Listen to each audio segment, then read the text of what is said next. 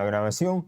Tengan todos ustedes muy buenas tardes. Les saluda el ingeniero Jaime Montoya. Y en esta oportunidad, en esta horita, tenemos un curso que se denomina Investigación de Accidentes. Bueno, este tema de investigación es muy amplio, ¿correcto? Lo que he tratado de hacer en las diapositivas es brindarles herramientas, llamémosle así, para poder investigar de manera adecuada usando la metodología que ustedes vayan a usar. Me parece que la metodología que ustedes usan es la metodología TAS, basada en el procedimiento que me han dado, en el cual establecía un cuadro con causas inmediatas, causas básicas, falta de control, que es la metodología TAS.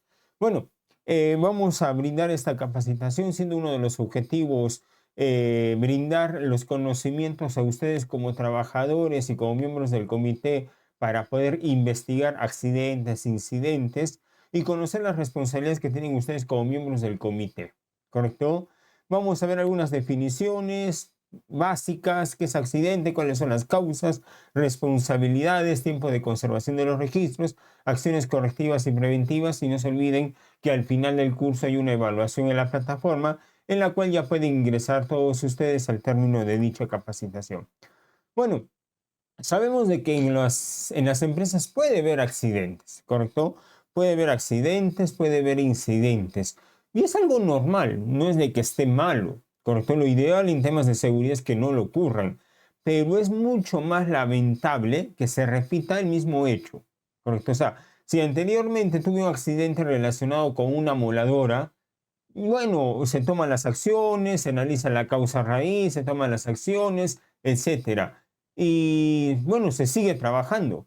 Pero es muy lamentable que vuelva a ocasionarse un accidente con la misma maquinaria, con la misma razón, la misma causa del accidente anterior. Eso sí es lamentable. Y la idea de los miembros del Comité de Seguridad es que investiguen y determinen las causas para determinar acciones. Acuérdense lo que les estoy diciendo, ¿ah?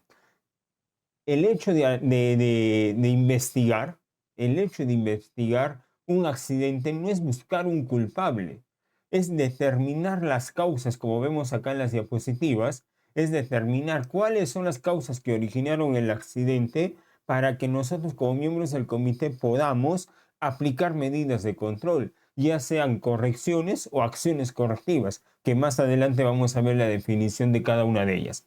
Bueno, primero la causa es un compromiso con la seguridad, es anticiparse a que vuelva a ocurrir nuevamente otro evento, unificar el idioma de la organización, sistematizar el proceso de investigación, aprender de los errores y salvaguardar la vida, propiedad y el medio ambiente.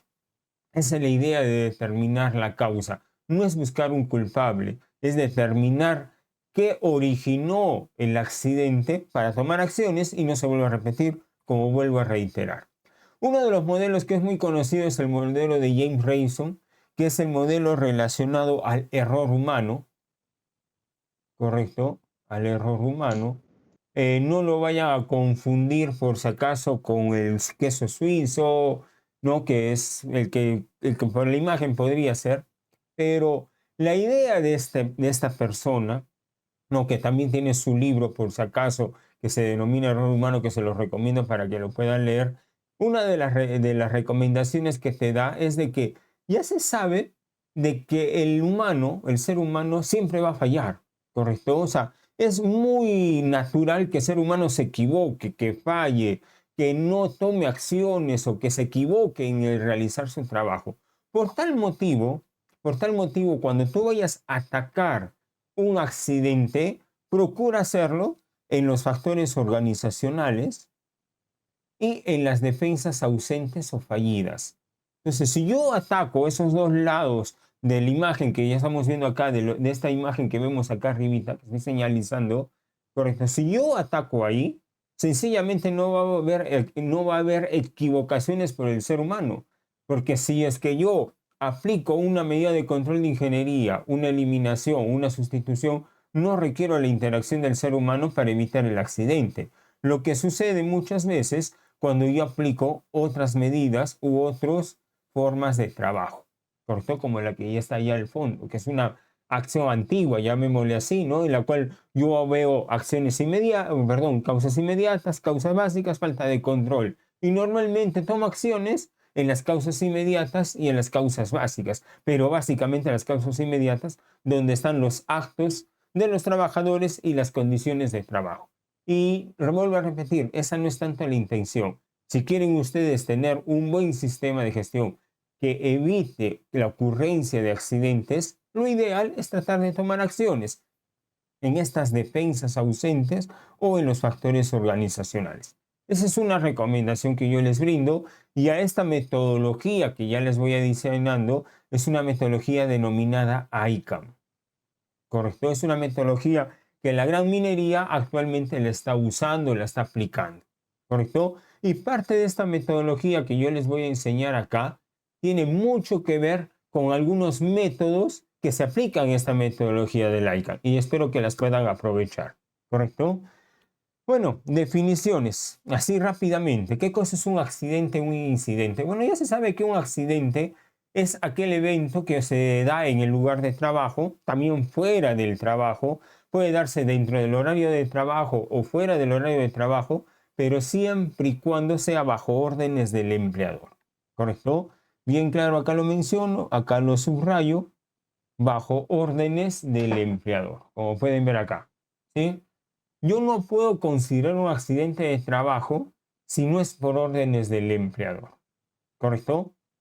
Incidente. Un incidente es aquel evento en el cual el trabajador no sufre lesiones. Así de simple. ¿No? Llamado antiguamente, y lo digo antiguamente porque esa es una definición de OSHA, cuasi accidente, ¿no? Que ya muy poco se sabe usar como definición. ¿Ya? Entonces, ese incidente es aquel evento en el cual casi se da un accidente de trabajo, pero no se dio porque no hay una lesión al trabajador.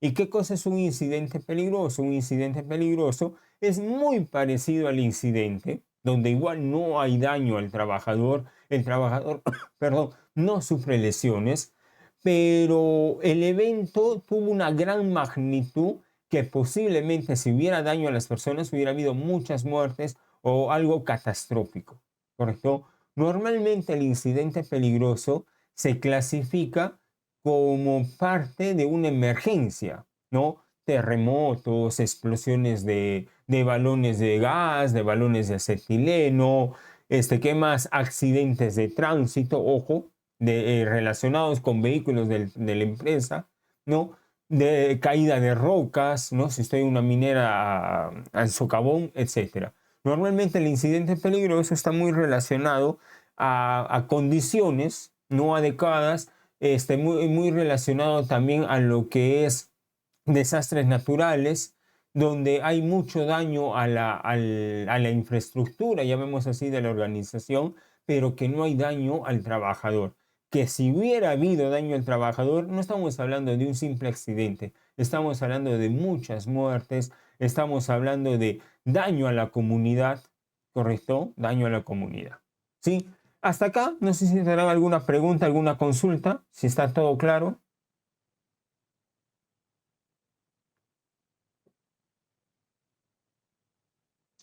Continúo entonces, si está todo claro, por favor. Si hay alguna duda, alguna consulta, en cualquier momento pueden activar su chat o activar su micrófono. Bueno, las causas de los accidentes ustedes ya la conocen, son tres. Causas inmediatas, tenemos las causas básicas y la falta de control. Son tres, ¿correcto? Las causas básicas, en las causas inmediatas vamos a encontrar lo que son actos y condiciones.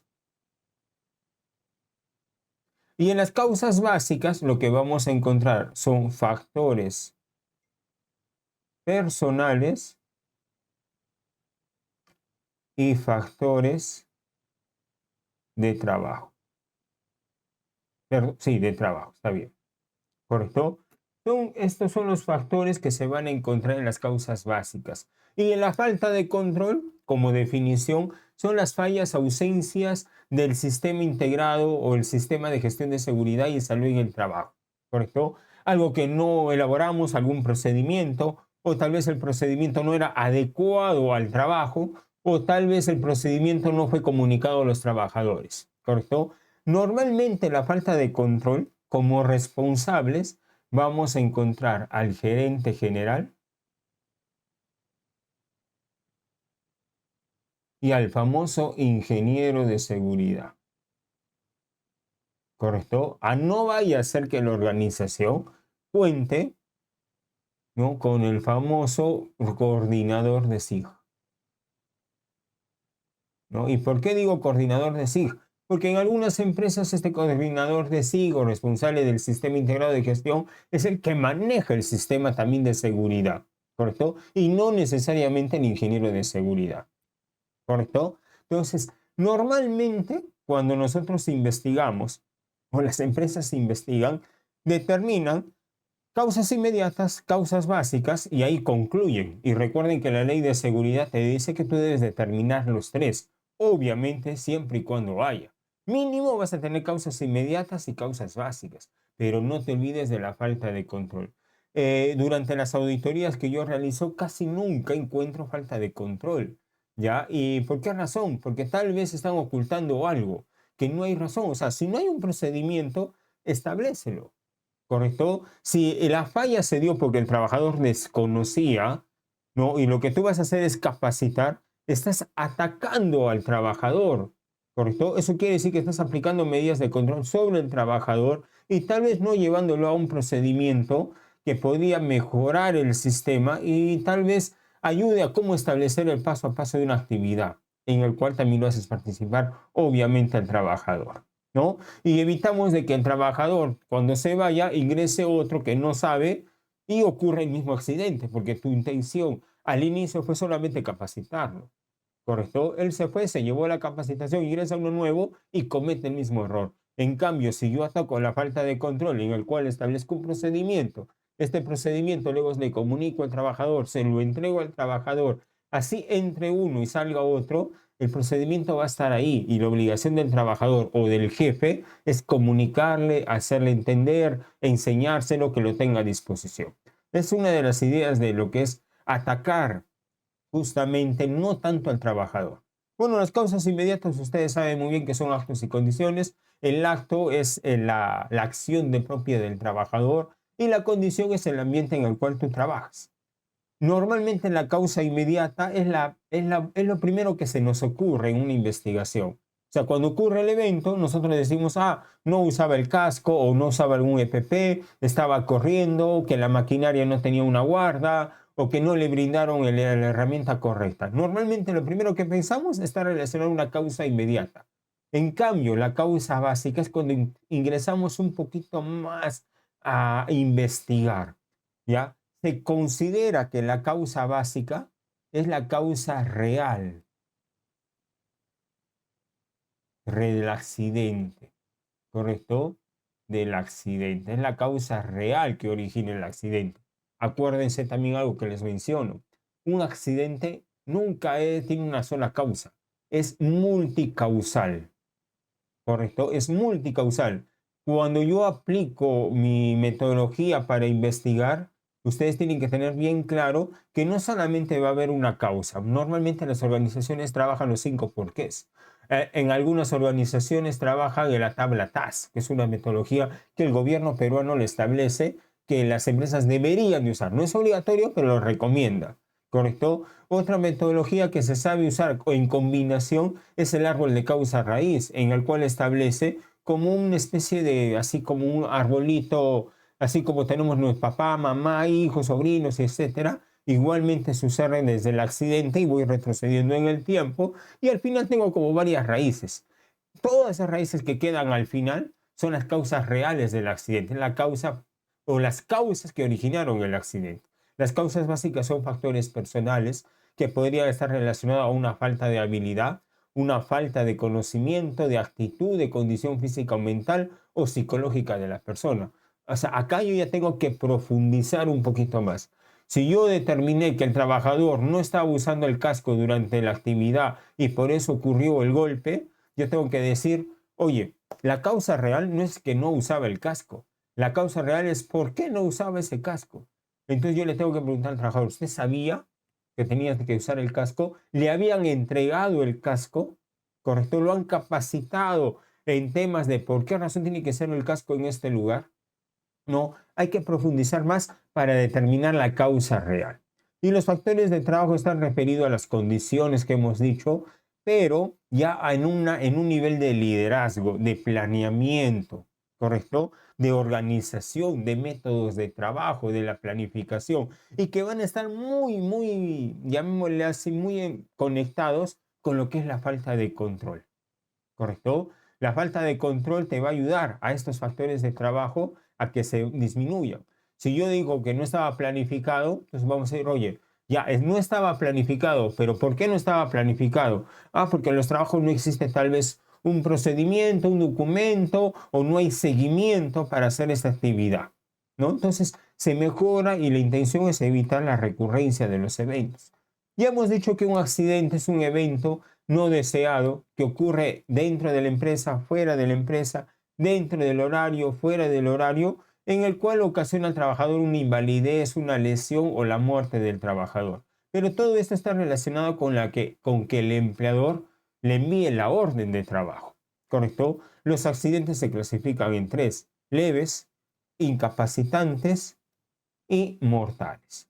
Acordémonos que los que estamos obligados a reportar son aquellos eventos considerados como incidentes peligrosos y accidentes mortales. ¿Correcto?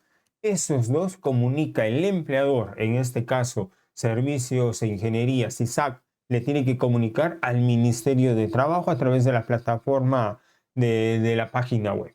¿Correcto? O sea, ya no hay excusa de decir, oye, pero yo no tengo, Sunafil queda en otro lugar.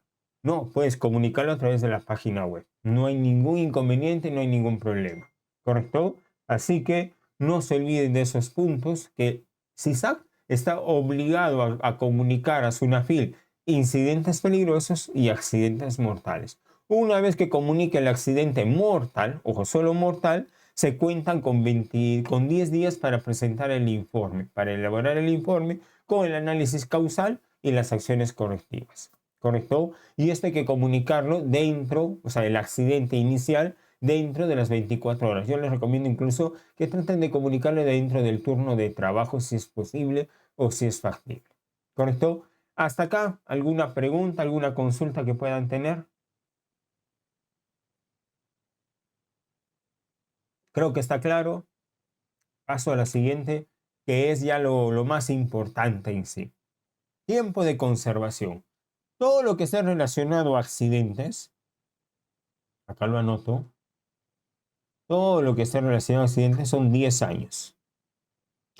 Todo lo que esté relacionado a enfermedades son 20 años. Y los exámenes médicos ocupacionales se guardan 40 años. ¿Correcto? Todos los demás documentos del sistema de seguridad se guardan 5 años. Entonces, como el curso está hablando de investigación de accidentes, todo lo relacionado al registro de una investigación de accidente lo debemos de guardar 10 años. ¿Correcto? Una vez que se haya pasado estos 10 años, yo ya puedo darle una disposición final. Ya ves tú si lo vendes, si ya ves si lo destrozas, si lo quemas, qué sé yo. Pero recuerda que también tienes que cuidar al medio ambiente. Talleres de investigación de accidentes. Bueno, ¿cuál es el objetivo de una investigación? Determinar las causas. Y para determinar las causas yo me tengo que preguntar qué pasó, dónde ocurrió, quién sufrió el accidente, por qué ocurrió el accidente, cómo es que ocurrió el accidente. ¿Correcto? Tengo que hacerme varias preguntas. Pero si yo agarro y me pregunto, o sea, ¿quién fue? Fue Pepito González. ¿Ya hasta dónde ocurrió? En una SEM. ¿Cuándo ocurrió? El día 28 de septiembre del 2024 a las 5 de la tarde. ¿Qué es lo que pasó? Bueno, Pepito Gutiérrez hizo tal cosa y tal cosa. ¿Por qué pasó? Ahí estamos en una duda, ¿no? ¿Por qué pasó? ¿Qué fue lo que originó y cómo es que se originó el accidente? La intención de estos dos, es el día de hoy.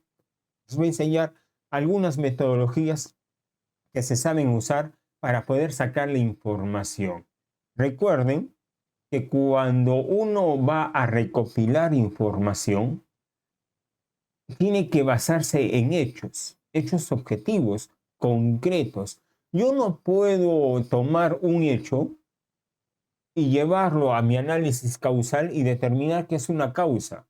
Porque si yo agarro, digamos, una interpretación de un trabajador, ¿no? Él me dice, no, es que me pareció que estaba yendo a mucha velocidad y yo considero eso como una causa del accidente, lo que yo voy a hacer es gastar dinero, porque lo más seguro es que le dé un curso de manejo defensivo, correcto, vaya a gastar tal vez en limpiar la señalización, en brindarle nuevamente otro curso, y no es la causa real, porque yo agarré la interpretación de un trabajador y lo llevé a que fuera un hecho, ¿ya? Ahora, ¿cómo yo recopilo información? ¿No? Que es la parte importante de la investigación, porque se me puede escapar cualquier cosa.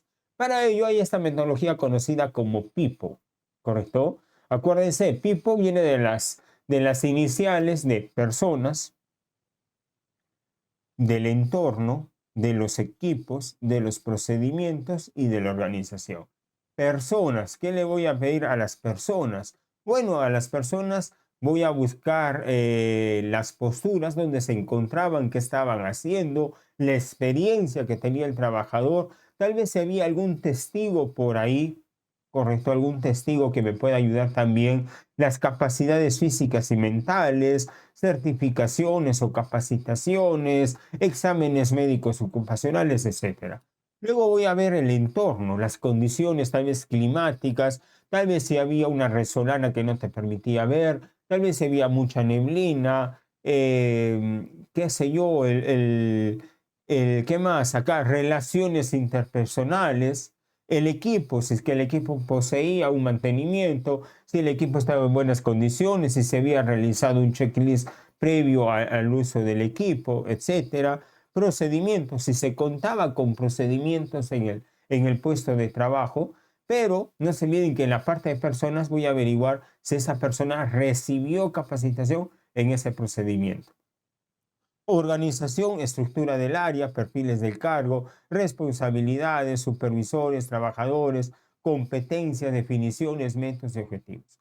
Esta metodología les va a ayudar mucho a ustedes. Yo les recomiendo, como están las diapositivas, por ahí tal vez descargarlas y acordarse que cuando hay un evento tienen que entrevistar a personas, tienen que ver el entorno, ver si es que las maquinarias estaban en buen estado, luego pasar a los procedimientos y luego ver la organización, si estaba planificado el trabajo o no.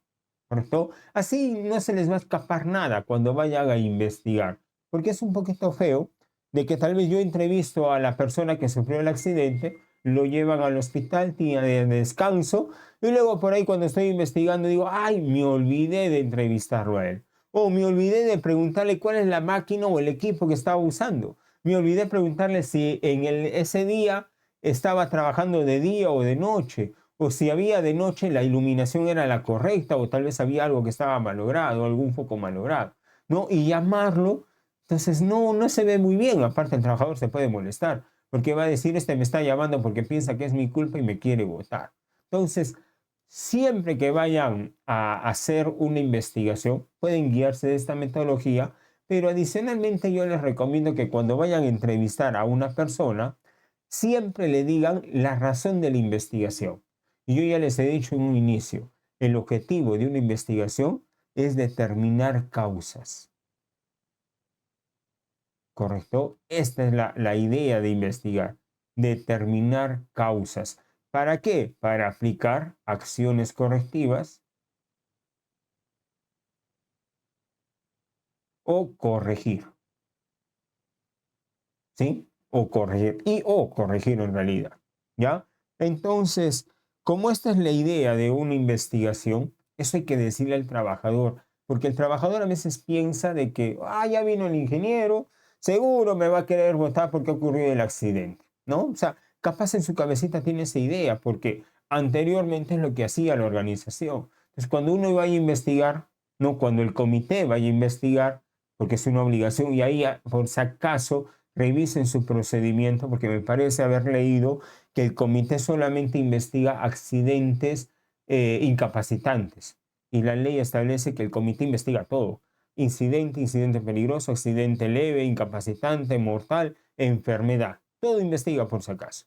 Bueno, las personas identificar quiénes son, desde cuándo trabajan, han pasado por una inducción, cuál es su experiencia, qué es lo que hacían antes, si tenía un problema familiar, etcétera. Hay que entrevistar, ¿correcto? Una de las metodologías es de que primero el entrevistador le diga a la persona de para qué se va a hacer las preguntas, anota en un documento, si tiene alguna duda, le vuelva a repetir para que no haya ninguna duda, y la otra opción es entregarle una hoja al trabajador para que haga una declaración de lo que ha ocurrido, ¿correcto?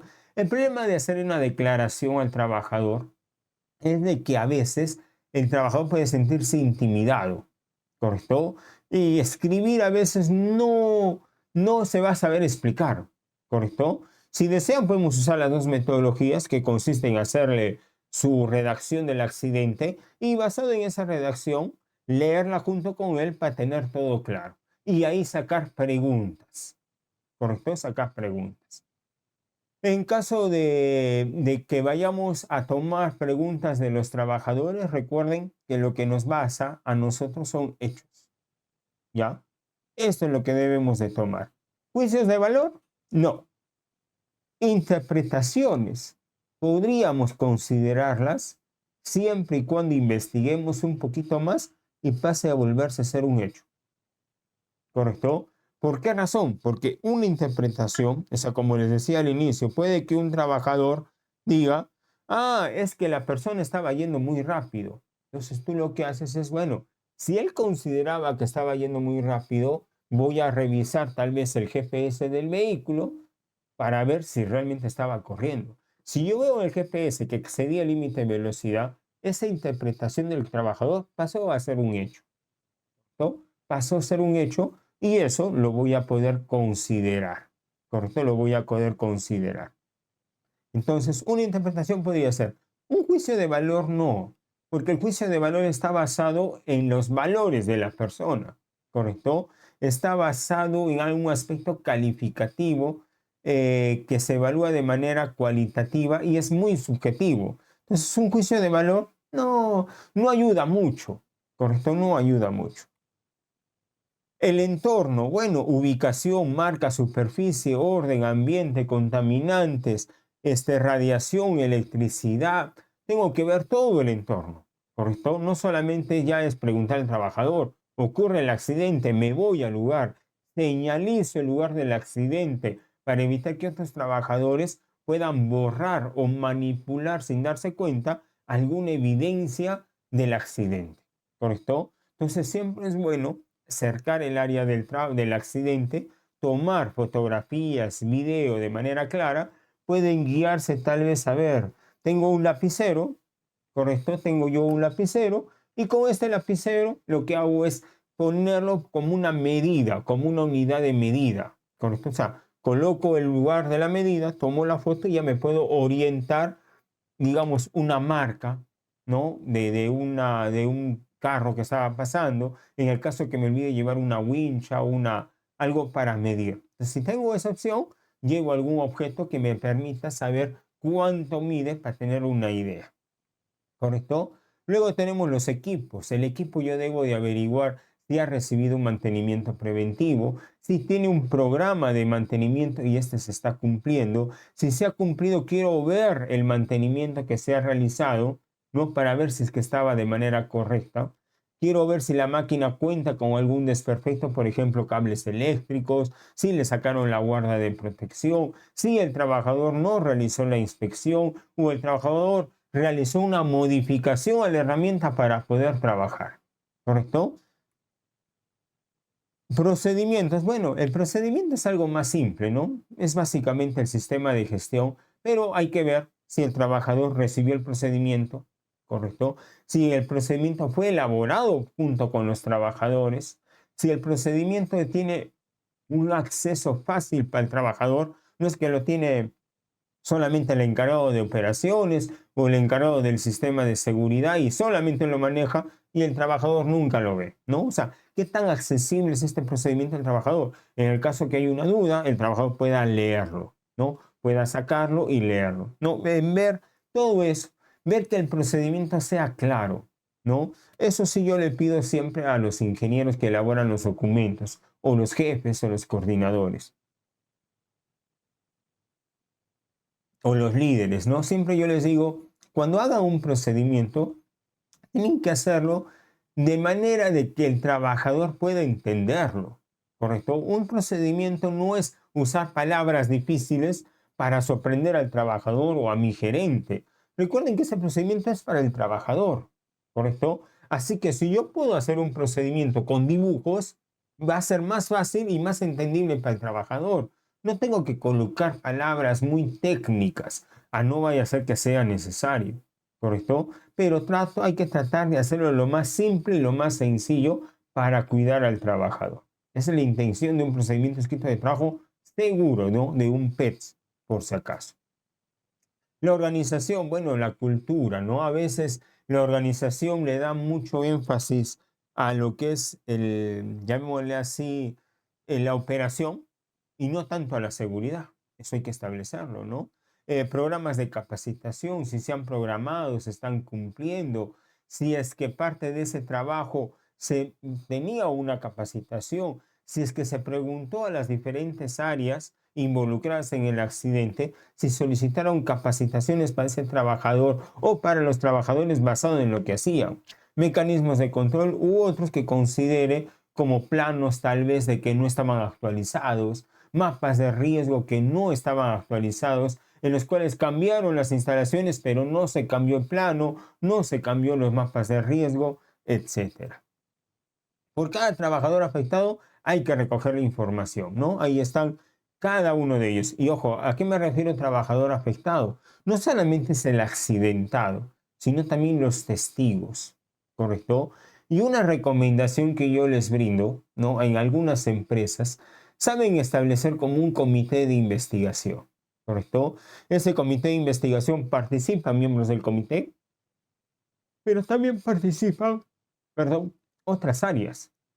Cuando ocurre un accidente y parte de ese comité es el jefe de esa área, yo les recomiendo que nunca lo involucre, o sea, que no sea parte del comité de investigación. O sea, yo lo voy a entrevistar, pero no tiene que ser parte del equipo de investigación. ¿Y por qué?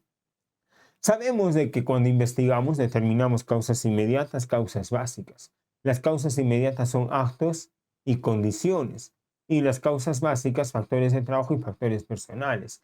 Ese jefe del área donde ocurrió, él va a tratar de proteger su área, porque él es el responsable del área y podría, en cierta manera, acomodar la situación para tratar de ocultar alguna condición o algún factor de trabajo que no era el adecuado, ¿correcto? Sí, entonces tratemos de que los dueños de área no sean partícipes como un equipo investigador.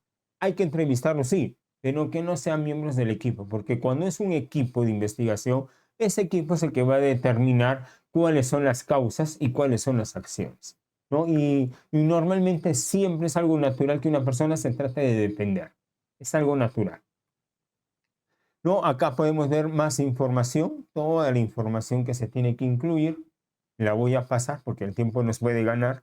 Obtener documentos, experiencias. Recuerden que en la investigación al trabajador no se trata de decirle, señor, ¿cuánto tiempo de experiencia tiene? Correcto, no se trata de eso. Para eso yo tengo el área de recursos humanos que me puede brindar su currículum vitae y ahí establecer experiencia, de dónde viene el trabajo, de dónde estaba trabajando anteriormente, si es que la persona pasó un examen médico, si pasó la inducción, qué capacitaciones tiene, qué habilidades pueda tener, qué conocimientos ha adquirido, etcétera, etcétera, etcétera. ¿Correcto? Así que no solamente se basa en eso. A veces hay que revisar las actas del comité, porque en una de estas actas podría ser de que ya se haya tomado una acción, ¿no? Y parte de esa acción o fue que no se cumplió y ocurrió el accidente. También hay que ver accidentes anteriores, también hay que hacer seguimiento. Ay. Entrevista a los testigos. Bueno, cuando yo voy a recopilar información, siempre la persona va a ser uno de los factores más importantes en la investigación, porque es básicamente la persona que sufre el accidente o que comete el error y origina el accidente, ¿correcto? Cuando vamos a entrevistar, como les decía, hay que planificarlo, hay que prepararnos para la investigación. Tal vez por ahí llevar un cuestionario de preguntas no claras que me permitan más o menos saber lo que sucedió, ¿correcto? Una vez de ello voy a explicar al trabajador, al accidentado, a los testigos, de qué consiste esta entrevista, que les he dicho que es determinar causas, aclarar y cuestionar cualquier cosa que me diga el trabajador, ya sea el involucrado o el testigo. Es decir, si algo no está claro, ¿no es cierto? O lo comparo con lo que me ha dicho otra persona, ¿no? Decirle, oye, tu compañero me ha dicho que ha ocurrido a las 2 de la tarde y tú me dices que ha ocurrido a las 3. O tu compañero me dice que te vio que no usabas tus FPs, pero sin embargo tú me dices que sí, ¿no? Entonces, aclarar, que sea bien claro la situación, ¿correcto? Hay que aclarar. Una vez que hemos comunicado, nos han dicho todo lo que requerimos que nos digan, vamos a dar por cierre la entrevista, sin antes mencionarle al trabajador que es muy posible que lo sigamos buscando, para por ahí aclarar algún punto que no esté muy claro, ¿correcto? Y luego evaluar. ¿A qué me refiero a evaluar? Toda la información, toda la información recopilada de los testigos y de los involucrados, determinar cuáles son hechos, cuáles son juicios de valor que no me interesan, cuáles son las interpretaciones que no me interesan y por ahí tal vez alguna interpretación pasarla a un hecho. A esta metodología se le conoce como PIS, ¿no? PAC, ¿correcto? Es otra metodología que usa la metodología ICANN para poder entrevistar a los testigos como a los involucrados, ¿correcto? Es otra metodología. Analizar la información obtenida, ¿no? A veces se pregunta ¿por qué? ¿Por qué? ¿Por qué? El problema del por qué es que cuando yo le digo ¿por qué pasó esto? Es algo natural que el trabajador quiera mencionar a otra persona, porque tiende a eso, ¿no? ¿Por qué hiciste eso? Ah, porque yo, porque él, porque nosotros. Es la base de la respuesta. Así que tratemos de no usar mucho el por qué. Y hay otra forma de preguntar, es ¿qué fue necesario? Correcto. O sea, ¿qué fue necesario para que el trabajador haga esta labor sin la guarda? No, no por qué, no por qué no usó la guarda, sino qué fue necesario. Ya el trabajador te va a decir, ah, fue necesario porque la pieza que me dan es muy grande o que mi esmeril es muy pequeño, ¿correcto? ¿Sí? Te va a dar algo más de ideas para poder atacar, más hechos para poder atacar tal vez esa situación. Acciones correctivas y preventivas. Bueno, la ISO 45000, ya desde la ISO 9000, mejor dicho, 9001, ya retiró lo que son la prevención, ¿no? Acciones preventivas ya no existen, solamente existen acciones correctivas, ¿no? Las recomendaciones que se deben de dar, como les decía, deben de atacar los factores organizacionales o las defensas ausentes o fallidas, es decir, la parte exterior. ¿Correcto? Es lo que debemos de atacar. Eliminar o reducir el riesgo del factor contribuyente que vuelva a ocurrir, mejorar las defensas, o sea, si yo ya tenía una guarda de protección en mi equipo, que es una defensa, pero lamentablemente el trabajador la retiró, bueno, primero investiguemos, oye, ¿por qué la retiró? Y si es que existe algún equipo en el cual me permita que el trabajador retire la guarda de protección, ¿correcto? O hacer lo que sea más difícil retirar la guarda de protección. ¿No? Es la idea de esta metodología o la manera de tomar acciones para evitar la recurrencia de accidentes. Una de esas metodologías es el principio SMART, ¿no? Es el principio SMART. Ahora, el principio SMART te dice, bueno, todas las recomendaciones o acciones son bienvenidas y hay que aplicar aquellas que sean más útiles y que sean más realistas, ¿no es cierto? Ese principio SMART se basa en el concepto de ALAR. ¿De qué consiste ALAR? Consiste en bajar el riesgo tan bajo como sea razonablemente factible o posible. O sea, no te contentes, y eso lo van a ver ustedes en el IPRC, no te contentes con que el riesgo es bajo, ya no aplico acciones. Si el riesgo es bajo, bájalo más. Si es factible, bájalo aún más. Aplica acciones y bájalo mucho más. Ese es el concepto de ALAR, ¿correcto? Tan bajo como sea razonablemente factible. Son las siglas en inglés ALAR, en español la traducción significa tan bajo como sea razonablemente factible, ¿correcto? Y eso lo vamos a explicar a este principio SMART. SMART, acciones específicas, ¿correcto? ¿Sí? Normalmente vamos a corregir, es decir, Si yo tengo un accidente de tránsito, lo más seguro es que te diga, voy a capacitar al trabajador, ¿correcto? O sea, capacita a ese trabajador, ¿no? Una acción preventiva vendría a ser que capacites a todos los conductores, no solamente al que ocurrió, sino abarca a todos. Debe de tener esta acción un resultado medible, ¿ya? O sea, no se trata de simplemente capacitar, sino que debes de medir. Ahora ustedes dirán, pero yo le tomo el examen. Sí, tienes razón, le tomas el examen, pero es un examen de conocimiento, no te garantiza que el trabajador vaya a cumplirlo en el campo. Así que otra acción es tal vez observaciones al trabajador, ¿correcto? Por ahí me paro en un lugar visible, no oculto, la intención no es ocultarme para ver los errores, sino me paro para ver qué acciones toma el trabajador con respecto al accidente y esa capacitación. No, tienen que ser alcanzables. O sea, la acción que yo voy a plantear, la acción correctiva o la corrección, debe de ser alcanzable. No tengo por qué tomar acciones que sé que no lo voy a cumplir. ¿Para qué hago eso? Si yo tomo una acción basada en un accidente, esta acción tiene que ser alcanzable, medible y alcanzable. Relevante para los factores contribuyentes a la causa. Eso es obvio. Yo no voy a tomar acciones por X razones. Por ejemplo, vuelvo a repetir, tomar acciones sobre las personas, por ejemplo, despedirlo, votarlo, castigarlo, no sirve de nada.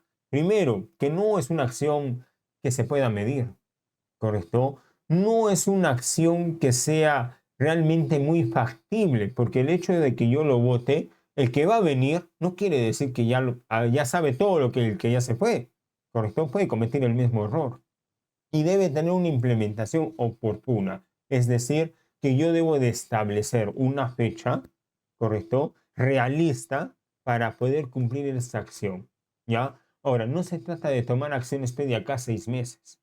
Los accidentes ocurrieron por algo que no se planificó, por algo que no se, ¿cómo le decimos? Que no se controló. ¿Correcto? Los accidentes no ocurren por mala suerte. El accidente es porque algo no se controló. En alguna parte del proceso, algo no se controló, por ahí entró la causa y originó el accidente. Así que la implementación oportuna de las acciones que vamos a tomar, ya sean correctivas o correcciones o corregir, deben ser de manera oportuna. ¿Correcto? Ahora, ¿qué diferencia hay entre una acción correctiva y una corrección? ¿No?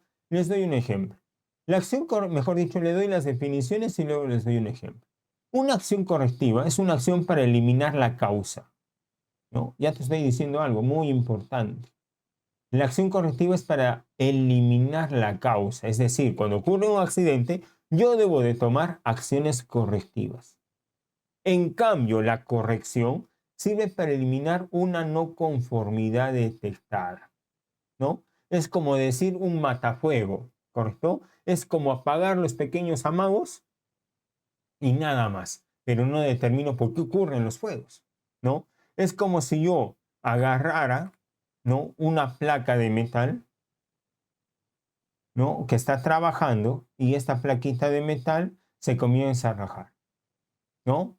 O esta placa de acá, ¿no? Algo más fácil para poder usar los tornillitos como ejemplo. Tiene una placa de metal, le coloco acá un tornillo o un perno, perdón. Le coloco acá su pernito, acá otro y acá otro. Comienza a trabajar y luego me doy cuenta que un perno se rompió.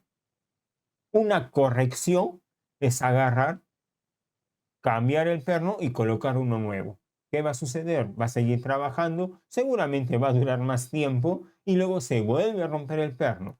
Entonces, ¿qué es lo que va a hacer el responsable? Va a decir, ah, se está rompiendo este perno. ¿Qué es lo que hago?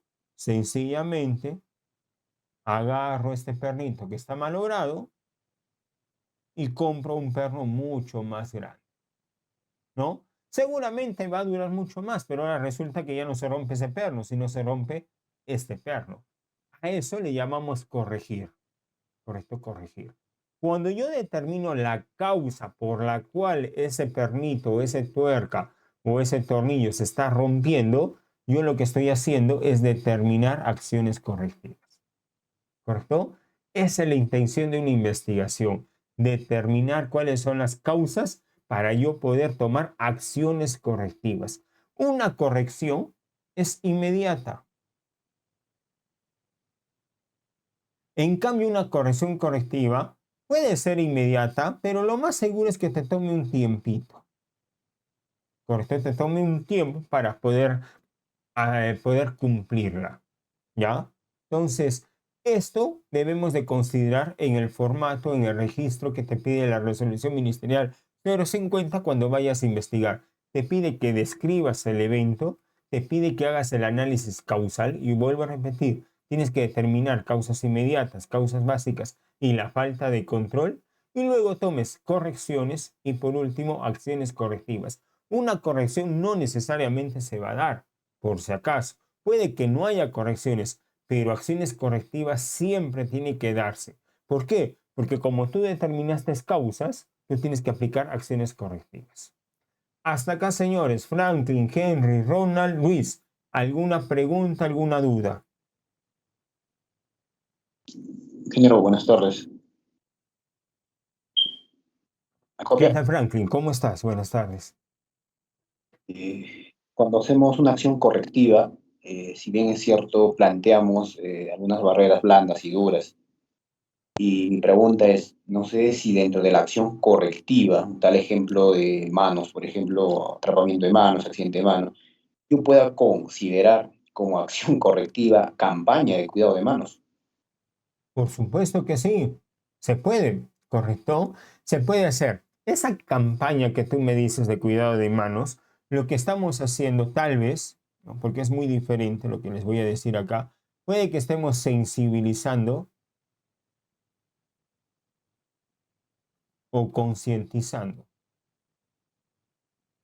que son dos cosas diferentes, ¿correcto? Y o, porque podríamos aplicar las dos también, ¿no? Te comento un ejemplo. Aproximadamente hace unos 15 años atrás, ¿ya? En una minera acá en Arequipa que es Cerro Verde, y comenzó a haber muchos accidentes de manos, bastantes, demasiados. ¿Qué es lo que hizo la mina? Lo que la mina hizo fue un plan de trabajo que lo llamó sensibilización, que lo llamó, entre comillas, un programa, ojo, lo llamó programa de cuidado de manos, ¿correcto? ¿Sí? ¿Qué es lo que hizo en este programa? Vuelvo a repetir, es un programa. Este programa consistió en brindarle capacitación a los trabajadores y dentro de esta capacitación se llegaba a sensibilizar. ¿Cómo sensibilizaba? Agarraba y colocaba videos, ¿no? Colocaba videos, digamos, de una persona que estaba ahí en arena y que hacía dibujos con la arena y todo eso, ¿no? Y te decía, mira, esta persona trabaja con sus manos. Imagínate que sufre un accidente de manos, sencillamente deja de comer, deja de trabajar, su familia queda abandonada y todo lo demás. Lo mismo te puede suceder a ti, ¿correcto? Es decir, si tú trabajas con tus manos porque eres una persona que hace mantenimiento, te ocurre un accidente, pierdes las manos, lo mismo va a suceder con tu familia, ¿correcto? Te sensibilizaba. Pero no quedaba ahí, ojo, no quedaba ahí. Adicionalmente a esta capacitación, pidió a las contratistas de que hagan estadísticas de todos los eventos que ocurrieron con las manos. Como hemos dicho, tenemos que cuantificar y tiene que ser medible. Entonces las contratistas te decían, yo he tenido 8 eventos en este mes, por ejemplo, ¿correcto?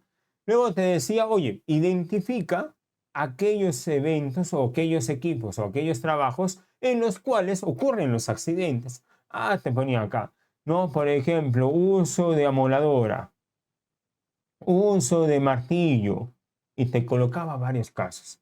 Te decía, dime en cuáles son los que ocurren mayormente más eventos y cuáles son los eventos de mayor gravedad. Entonces, no consistía solamente en una sensibilización, sino que lo que hacía la mina era buscar toda la información, recopilar toda la información para poder atacar posteriormente, ¿correcto? Atacarla. En pocas palabras, estimado Franklin, lo que estaba haciendo un poquito la mina era un programa de seguridad basado en el comportamiento, pero lo estaba orientando solo al cuidado de manos, nada más, ¿correcto? Entonces lo que concluyó al final era que también incluías una observación planificada de trabajo, es decir, que vayas al campo y compares tu procedimiento con lo que hace el trabajador para ver si realmente era el adecuado, el trabajador lo cumplía o lo conocía y tendría que haber cambios, ¿no? No se trata solamente de brindar una capacitación o de sensibilizar o de concientizar al trabajador, ¿correcto? ¿Sí? De que es una acción, sí, pero es una partecita pequeña de toda una acción correctiva, ¿correcto? Espero haberte ayudado, Franklin.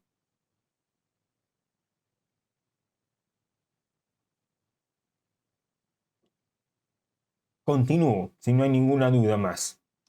Artículo 168A. Bueno, como ustedes saben, en el caso de que ocurra un evento en el trabajo, uno de los principales, uno de los principales responsables es el jefe, o mejor dicho, el que ordenó al trabajador que haga la labor, ¿correcto? No es el ingeniero de seguridad, no tiene nada que ver el comité de seguridad, por si acaso alguno de ustedes tenga miedo, ya no tiene nada que ver. El primer responsable cuando ocurre un accidente es el que le dio la orden al trabajador para que realice tal actividad, ¿correcto? Ahora, basado en las investigaciones, en todo lo demás, bueno, se determinan otras personas responsables, que podría llegar incluso hasta el gerente, ¿correcto? Ahora, si ustedes dicen, pero ¿por qué al gerente y no al ingeniero de seguridad? Porque se entiende basado en la normativa legal, se entiende que basado en la normativa legal, el trabajador y su jefe son los que identifican los peligros, no el ingeniero de seguridad. El ingeniero de seguridad es un especialista en seguridad, no es un especialista en la parte operativa, necesariamente, ¿correcto? Así que si yo voy a hacer un IPER-C, yo le comunico a mi trabajador que en conjunto vamos a hacer el IPER-C. Y lo que hace el ingeniero de seguridad es revisarlo para ver si cumple con lo que pide la norma legal, si cumple con lo que es la jerarquía de control de riesgos, si mis medidas de control son las adecuadas, si la forma de evaluar es la correcta. Es lo que hace el ingeniero de seguridad, ¿correcto? Sabiendo eso, correcto, y lo que está acá, lo voy a pasar yo a una imagen que es más fácil en realidad. El gobierno peruano te dice que cuando hay una inobservancia en el lugar de trabajo, inobservancia por parte del empleador, el responsable puede ir a la pena de cárcel de 1 a 4 años. Es decir, si yo le digo al señor, digamos, Henry, señor Henry, va a realizar tal trabajo, y yo sé, ojo, tengo conocimiento, o el señor Henry me comunicó y me dice, ¿sabes qué, Jaime? Acá los cables están pelados y podría originar un cortocircuito. Y yo le digo, no, Henry, no te preocupes, tú ve a trabajar normalmente. Ya, le digo que trabaje. Y no pasa nada. Señor Henry trabajó, se fue a su casita. Viene su NAFIL, identifica ese cable y me dice, señor, ¿y ese cable? Y viene el señor Henry, sí, yo ya le comuniqué a mi ingeniero, acá está mi reporte de condición. Bueno, inmediatamente el encargado del área se va a la cárcel de 1 a 4 años, porque eso se le conoce como inobservancia. Es decir, tú sabiendo que algo estaba mal, no hiciste nada, ¿correcto? Sabiendo que algo estaba mal, no hiciste nada, lo dejaste pasar, ¿correcto? Segundo caso, basado en esa inobservancia, ¿no? Ese cable pelado, tú le dices a Pepito Palotes, oye Pepito, corre a trabajar, y debido a ello se muere Pepito Palotes, ¿correcto? Debido a esa inobservancia, la pena de cárcel va de 4 a 8 años, ¿no? Porque ya estamos hablando de muerte, ¿correcto? De un muerte. Ahora, si a Pepito Palotes le dice, ve a hacer el trabajo y se electrocuta, pero no muere y sufre lesiones graves para su cuerpo, una incapacidad, bueno, el jefe de Pepito Palotes se va de 3 a 6 años de cárcel, ¿correcto? Por esta incapacidad que le dio al trabajador. Preguntas, dudas, consultas.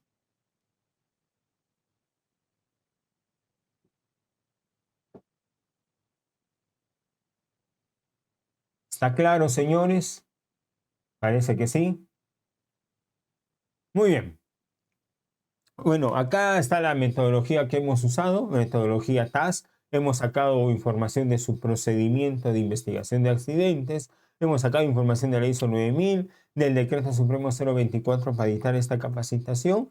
No sé si tendrán alguna pregunta, alguna consulta ustedes antes de dar por culminada la capacitación.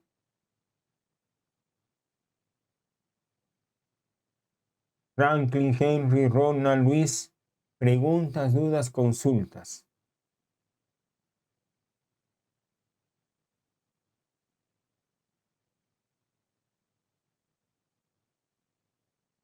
Muy bien. Si no hay ninguna pregunta, Luis, dime, tienes ahí, levantaste la mano. Jaime, buenas noches. ¿Copias? Sí, sí, Luis, dime.